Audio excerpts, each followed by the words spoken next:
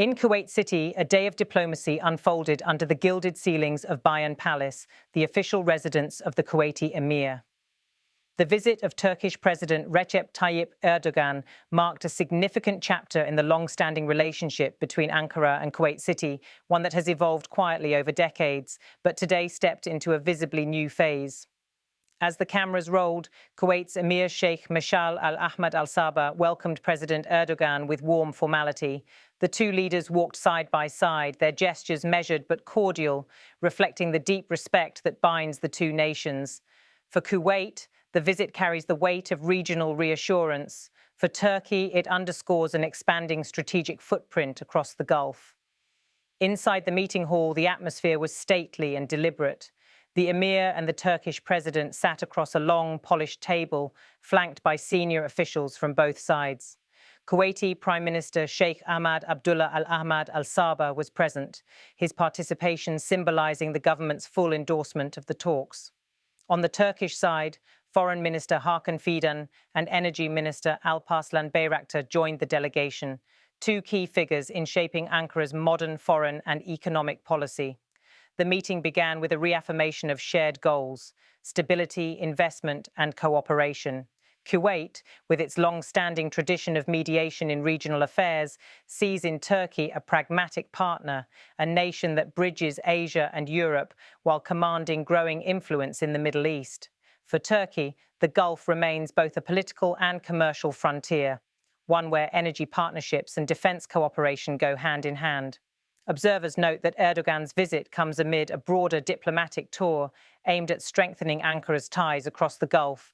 In recent months, Turkey has re-energized its outreach to Saudi Arabia, Qatar, and the United Arab Emirates. Each of these relationships carries its own complexities, but together they reflect a regional policy driven by economic resilience and strategic balance. Kuwait's inclusion in this circuit is not symbolic, it's essential. As discussions proceeded, the cameras captured brief but telling moments. The Emir leaning forward in attentive conversation, Erdogan nodding with a quiet assurance. Both men, seasoned by decades in politics, appeared focused not only on ceremony, but on substance. Soon after, the talks transitioned to the signing of bilateral agreements, the visible outcomes of months of preparation by both governments. Among the most prominent, an accord between Kuwait's Interior Ministry and Turkey's Foreign Ministry, signed by Sheikh Fahad Yusuf Saud al-Sabah and Hakan Fidan. The agreement signals a new chapter of cooperation in security, law enforcement, and counter-terrorism efforts. In a region where stability is often tested by shifting alliances and external threats, such coordination carries immense value. As the two officials signed the documents, the hall remained hushed except for the clicking of pens and the soft shutter of cameras. When the signatures were complete, they rose, exchanged folders, and shook hands, the kind of understated moment that often defines diplomacy more effectively than speeches. Energy collaboration also featured prominently in the day's events. Turkish Energy Minister Alparslan Bayraktar was seen during the signing session, his portfolio suggesting a focus on joint initiatives in renewable energy, oil services, and infrastructure. Kuwait, an OPEC member with ambitions to diversify its energy sources, views Turkey's technological capacity in construction and green transition as an opportunity for practical partnership. Turkey, meanwhile, seeks to strengthen its foothold in Gulf energy logistics, positioning itself as a bridge between producers and European markets. Following the formalities, attention turned to a symbol of Turkey's industrial advancement, a gleaming TOGG electric vehicle proudly displayed in the courtyard of Bayan Palace. Manufactured in Turkey, the TOGG represents Ankara's ambition to enter the competitive global electric vehicle market, projecting innovation and national pride. President Erdogan personally presented one to the Emir, a gesture rich in both symbolism and substance. The Emir inspected the vehicle carefully, walking around it with visible curiosity. The cameras captured him opening the door, examining the dashboard, and nodding approvingly as Turkish officials explained the car's specifications. It was more than a gift, it was a statement, a showcase of Turkey's technological progress and a signal of future cooperation in clean mobility and industrial innovation.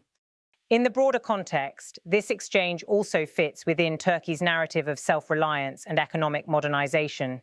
The TOGG, often described by Turkish media as the national car, embodies President Erdogan's vision of a country that not only builds infrastructure but creates industry, one that competes globally in both design and manufacturing.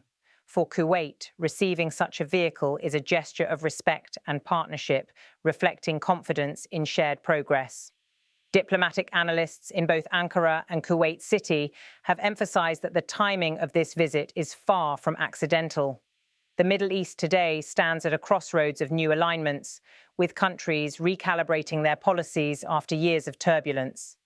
Kuwait, maintaining its role as a cautious yet consistent voice of moderation, finds in Turkey a partner willing to engage constructively on issues ranging from regional security to humanitarian aid. The visit also coincides with renewed economic interest in Gulf markets by Turkish businesses, as Ankara seeks to offset inflationary pressures at home with foreign investment and export opportunities abroad. Behind the formality, there lies a pragmatic calculus. For Kuwait, Turkey's experience in large-scale infrastructure projects, from airports to hospitals, aligns with its own Vision 2035 plan, a roadmap to transform the national economy beyond oil dependence. Turkish companies already play roles in several Gulf projects, and today's agreements could expand those ventures further into energy efficiency, construction, and defense technology. For Turkey, Kuwait offers something equally vital: trust and access. While other Gulf relationships have seen periods of tension, Kuwait has remained diplomatically neutral, acting as a bridge within the Gulf Cooperation Council. Ankara values that neutrality, recognizing Kuwait's ability to mediate in disputes where louder voices have faltered. The agreements signed today, though modest in number, serve as a framework for deeper engagement. The day's visuals reinforce this message, from the formal table meetings to the brief yet cordial exchanges between ministers. Every handshake, every nod, every camera flash form part of a carefully choreographed display of confidence and mutual respect. The Emir and President Erdogan appeared at ease, their familiarity a reminder that ties between their nations are not new, but renewed.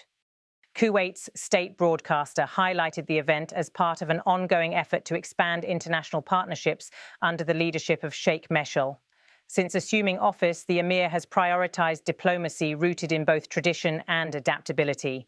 His engagement with Ankara signals continuity with Kuwait's established policy of balanced foreign relations, even as the region undergoes rapid transformation. President Erdogan's visit, meanwhile, fits neatly into his broader Gulf strategy. In the past 2 years, Turkey has recalibrated its approach to regional politics, softening once tense relations and focusing on trade, investment, and technology.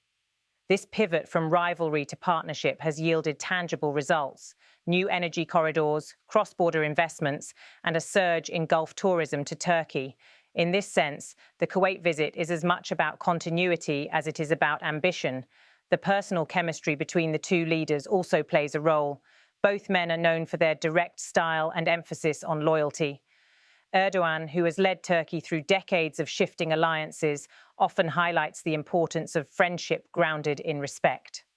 Sheikh Meshal, a veteran statesman himself, values diplomatic discretion and consistency, qualities that resonate deeply with Ankara's pragmatic tone. In the hours that followed, private discussions reportedly delved into broader issues: regional conflicts, trade routes, and the growing importance of energy diversification. Neither side disclosed details, but official readouts spoke of mutual understanding and a shared vision for regional stability. These are standard diplomatic phrases, yet in this context, they carry specific meaning: a commitment to coordination in an increasingly fragmented region. As the sun set over Kuwait City, the images released by state media painted a picture of optimism. The Emir, standing beside President Erdogan, waved briefly before departing the ceremonial hall. Behind them, the Turkish and Kuwaiti flags fluttered side by side, their colors vivid against the evening sky. The symbolism was unmistakable: two nations reaffirming a partnership built on dialogue, trade, and mutual respect. Across the region, reactions to the visit were swift. Turkish newspapers hailed the agreements as proof of Ankara's expanding influence in the Gulf. Kuwaiti analysts, meanwhile, focused on the practical benefits: particularly in areas such as renewable energy and defense cooperation. Economic circles in both countries expect follow-up visits by technical delegations in the coming weeks. In Ankara, Erdogan's domestic supporters see the trip as a validation of his new century of Turkey agenda, a vision that places diplomacy and industrial progress at the heart of national policy. The presentation of the TOGG electric vehicle encapsulates that idea, diplomacy expressed through innovation. In Kuwait, the event also resonates at a deeper level. Amid shifting global alliances, the country continues to chart a course that prioritizes stability over spectacle. The Emir's engagement with Turkey reinforces that principle, that diplomacy, at its best, is built on consistency and quiet strength. As the coverage of the visit concluded, one could sense a subtle but genuine optimism. The day's scenes, the firm handshakes, the carefully worded agreements, the gleaming car symbolizing modern partnership, all pointed to a relationship moving forward with purpose. It was not a summit of grand declarations or sweeping announcements, but rather of practical progress, diplomacy in motion. In a world often defined by confrontation, the Kuwait-Turkey meeting offered a rare glimpse of convergence. Two nations, each navigating complex regional realities, finding common ground in dialogue and shared development. For Kuwait, the visit reinforces its standing as a reliable partner. For Turkey, it signals another successful chapter in its outreach to the Arab world.